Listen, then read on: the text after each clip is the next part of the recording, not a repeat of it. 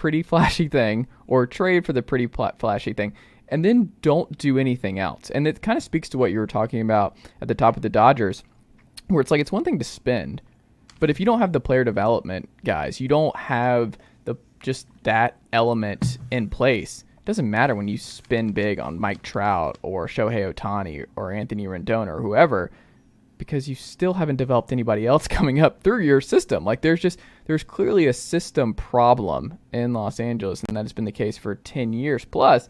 Like really just going back the majority of the Artie Moreno tenure as owner. But then you're like, so what are they doing? Like, because the Mariners, I think we both agree, are going to be pretty good again. The Astros, I think, go into the 2023 season as the favorites to win the AL altogether. I think they got better this offseason, which is kind of scary. And then you're like, the Rangers, I think right now I would still bet on them. Like, I'm still pretty nervous about Jacob deGrom and his burger being his favorite meal, and no childhood superheroes stuff is really concerning. But, like, they should be better. I don't think Marcus Semien will be as bad as he was last year, and I think we'll see with Corey Seager as well. I think he'll be a lot better, and I think those are guys who, or Seager especially, will benefit from the elimination of the shift. But, like, I don't see it. So then you're like, Ohtani is thinking about, like, testing free agency, and I'm like, well, then he has to be moved this summer, right? Like, there's no way around it. Like, you're not winning a title. You're not making this all work, and I'm just sad because I think all baseball fans, all they want is the Angels. Like, we don't want you to build like the juggernaut. We just want Mike Trout and Shohei Ohtani in the playoffs. Like, we want to see it once, and I don't think we're going to get it. Like, what would you do if you're running the Angels right now? What do you do with Shohei Ohtani?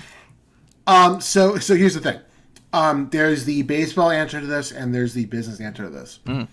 The baseball answer is that you've brought in, like, the Angels didn't have like the craziest offseasons in the world, but they made some nice like little like tertiary, secondary moves.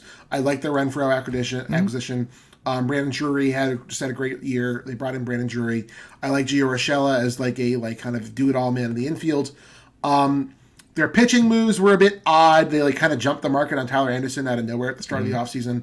There was some decent pitching on the market, then they just jumped the market to get Tyler Anderson. Maybe they were just nervous. They're like, we're not getting anybody else. We need to get somebody we know we can get right now. Yeah. Like they brought in Matt Moore, who actually suddenly had like a great season in relief for Texas last year. I didn't realize this. And Carlos Estevez. Yeah. For their bullpen. I really don't like the bullpen still. I mean, those guys, if like maybe they are good again, but Estevez is always up and down. I don't really trust Matt Moore, frankly, to have another great year, but maybe he unlocked some secret sauce last year in Texas. That's a Texas thing, man. I don't know if Mike Minor, Lance Lynn, Texas does that. The revitalization for old washed pitchers. Like, once you leave, I think it's over. I don't think it's going to be the same. Yeah, we'll see. But so like, it's always been kind of like a stars and scrubs kind of thing with the Angels. And so they've kind of bridged that gap a little bit this offseason. Also, like, Jared Walsh got like his like labrum cleaned up, so maybe he'll start hitting again. Because he was like important for them years past when he's like he came out of nowhere and started hitting. That all being said, like, yeah, like Pacoda's got them finishing second in the West. Yeah. At like I think it was like 86 wins. Let me it's just weird. Why is that? Why do you like them? I get it. I get it. I really do. So what is it for you? If you get it, why do you see it? Why do you think the numbers? Because like this is like one of those things where like if all goes well, the Angels could be like good, but like it never all goes well with the Angels. right. Like Anthony Rendon is going to get hurt again. Yeah. Like I'm not like crazy about their rotation, but I see it. But like I can like maybe Reed Detmers like takes that step forward. He's still just 23. I like Patrick Sandoval a lot. Ohtani's Ohtani. Anderson, maybe he's still like Dodgers All-Star for him. Anderson, we'll see. I don't know. I really don't trust the bullpen that much. But I don't know, man. It's the Angels. Something always goes weird and upends itself. So that all leads us back to Ohtani. Yes, I would love. I'm not an Angels fan. I would love to see the Angels make the playoffs because we need Mike Trout and Shohei Ohtani in the playoffs. We just do. It's what baseball should be. I don't expect that to happen though. So when it is, getting to the trade deadline and the Angels have, a really chock full IL again, and Anthony Rendon's hit like 220 before, tearing his leg off or whatever. What do you do with Shohei Ohtani? From a baseball perspective, because let me tell you, that dude's not coming back if he goes to free agency. He's not coming back. I don't think he's coming back anyway. I think the fact that it's just like open like this and he's going, like, I think he's already telling him, like, this is it. I mean, like so this is like kind of like, I mean, I had that reaction too, but then like I took a step back and was like, okay, this is like kind of like the canned answer you always give when like, I'm going to free agency and whoever's going to give me the big check is going to give me the big check. And if it's the Angels, but everybody's going to give him the big check. Like, who's not giving? Right, no, that's the thing. Like Steve Cohen's going to give him the big check. Yes. I don't think Artie Moreno is going to do that. And frankly, if I'm choosing between the Mets and the Angels, I'm going to the Mets. Like, I know that team is committed to winning at all costs. The Angels are not committed to winning at all costs. They have proven that time and again. With him, because I think, do you think he wants to stay on the West Coast? I don't know. That might be part of it. I don't know, but like if he does, then he'll go to the Dodgers. You know what I mean? Like the Dodgers will give him the check. Yeah, the Padres could give him the check. You know what I mean? Like hilarious. The Padres, like they let Machado walk this offseason. They just fill that money, and they just give the money to Shohei. Yeah. Like maybe that's what they do. I don't know, but like AJ Preller, anything's possible with AJ Preller. Right. So if you think he's walking away, then yeah, you got to trade him. Like you can't let him go for nothing. It'll suck. It'll be one of the dirtiest things you do in your career as a general manager for Perry. But like you got to get something back. But Artie Moreno might come and say, now hold on. We make $20 million a year just from Shohei Ohtani merch and ticket sales and all that stuff. He generates us $20 million a year just in merchandising and promotional material and stuff like that. Plus all the money that's coming in from the Japanese media that's broadcasting the Angels games and all the he is a money-making machine for the Angels. Right. He makes them so much money. Do they want to like punt on 2 months of that? I don't know.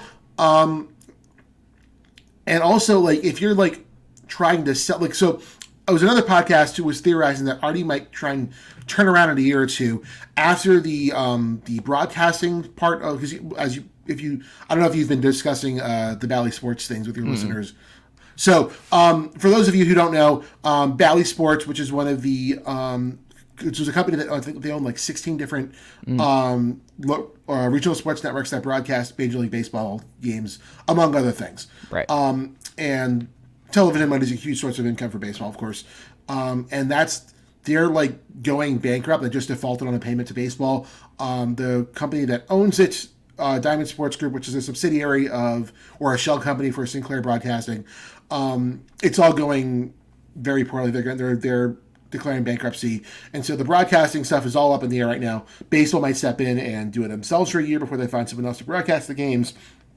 Whatever. But that is a very uneven, unsteady portion of Major League Baseball's revenue right now, which is maybe one of the reasons why Artie said, hold on, I'm going to step back and wait, and maybe once this gets cleared up and there's a more profitable TV mechanism in place, maybe the franchise valuations will go up even further. Because the report wasn't that like nobody was willing to fork over money for the Angels. The report was that there were a lot of people who were willing to fork over a lot of money for the Angels, and Artie Moreno said, no, I'm good.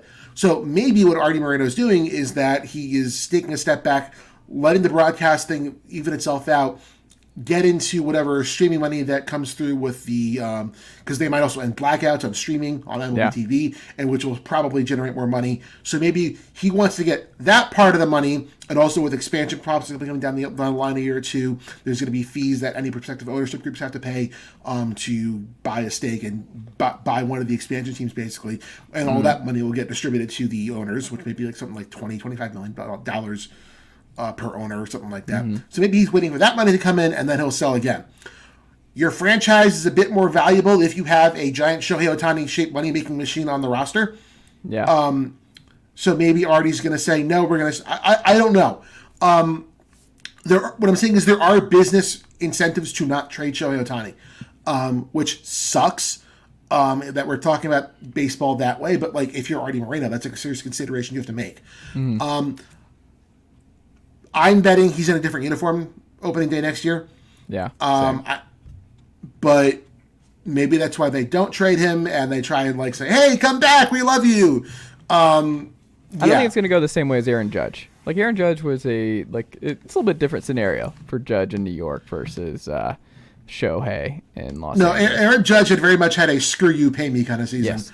And it was also like a big, we thought Aaron, I already forgot, this offseason's taken so long that so many things have happened. What did Heyman tweet? Aaron What was the Arson Judge? Arson Judge. Yeah, like that was not that long ago. I mean, he was almost a giant, and you were like, oh, yeah. Because most guys, I think it was Dave Schoenfield of ESPN had outlined like how rare it is for guys, superstars, to come back to their team if they reach free agency like that, just because you're bidding against 30 other teams, and it's just really hard to retain those guys, and you don't know what the best offer is going to be. So the Yankees deserve a lot of credit for getting him back, and I don't see that happening back-to-back years with the sport's best player on the market returning to their own team, because I just think he's going to get a better offer. I'll say that. And it's not only that, but also like Shohei Ohtani's like a hyper-competitive human being. Yeah. He is insanely competitive. That man wants to win championships. Are you going to do that on the Angels? No, you're not going to do it on the Angels. I'm sorry. I love Mike Trout to death, but they're not willing to put the talent around him and Ohtani. I mean, the thing with Trout, though, is he signed the extension. He could have left. Like, Trout signed up for this part. He signed up for this part. And we can get into that, and I don't necessarily hold that against Trout, but like there is something to be said, I think, in baseball lore for like wearing the same uniform for your entire career. Yeah. And also, if they convinced Mike Trout that like, hey, we're going to put a winner on the field, they just didn't, then like that sucks. Yeah.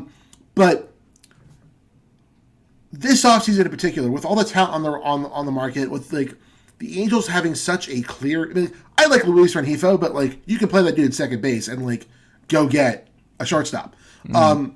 Like the Angels could have very easily walked into this offseason and say, hey, this might be your last year with Shohei Ohtani. We want to convince him to stick around. Let's go get Trey Turner.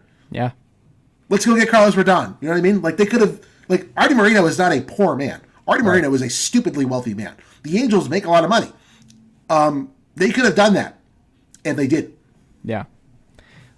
I mean, I just feel like they're just... what's the right analogy here? Where it's like the ship's sinking, and there are holes everywhere in the ship, and you just keep trying. Like you just keep right. Trying but they're also the ones who put those holes there. Yeah, exactly. But it's also like they're not. I just kind of want the ship to just go down, where I'm like, you're not going to fix the player development. You're not going to fix the farm. Like, none of this is going to happen. You just keep trying to sign the flashy thing. And then I don't know. I just kind of want this iteration of the Angels to end. That's what I would like. Manny Machado. Yes. I think he's going to be playing for somebody else in 2024 as well. Possibly. He might be a champion, though, when he's playing for somebody else after this season. I think the Pods have, the top of the NL is just going to be an absolute bloodbath come playoff time. Like, we're all going to be I'm a Braves guy. Obviously, I hope like they're 5-0 since Alex Anthopoulos has taken over in the NL East. So we'll see what happens at this point with the Mets. But like, you just saw the Phillies make it. The Phillies are going to be good. Mets are going to be good. Dodgers are going to be good. The Padres are going to be good. And then you're like, the NL Central. Like, what are we doing? Like, do the NL Central, do they have to play this year? Like, you're not winning anything. Like, what's the point of the NL Central? And honestly, you can make the same case for the AL Central this year too. But I'm curious, where do you think he ultimately ends up? Do you think it's a foregone conclusion?